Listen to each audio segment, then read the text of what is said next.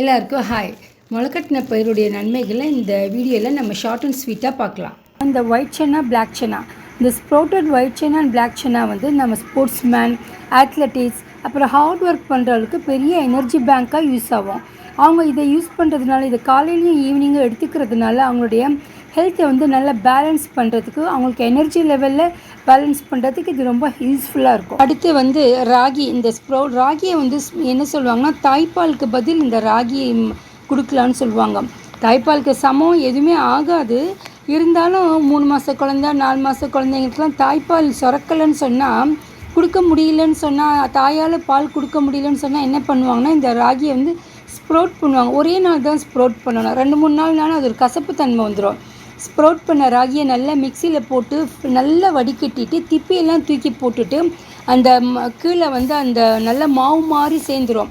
அதை காய வச்சு அதை காய்ச்சி தண்ணி மாதிரி குழந்தைங்களுக்கு கொடுப்பாங்க. 5 மாத குழந்தை, 6 மாத குழந்தைங்களுக்குலாம் கொடுக்கலாம். கொடுத்தாங்கன்னா அது வந்து தாய்ப்பாலுக்கு ஈடான சக்தியான ஒரு ட்ரிங்க் மாதிரி அதை ட்ரீட் பண்ணுவாங்க.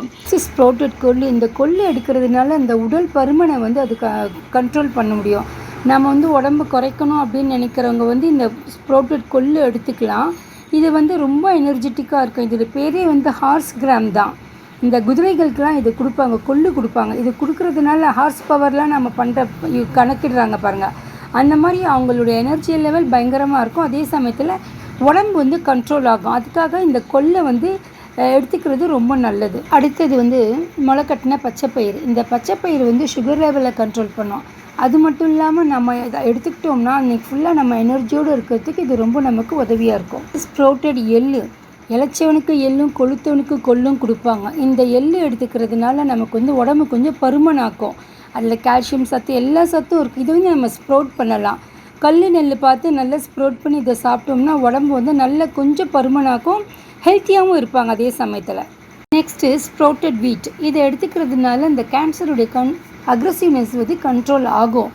ரொம்ப இதனால் கேன்சரே கண்ட்ரோல் ஆகும்னு நம்ம எடுத்துக்க முடியாது.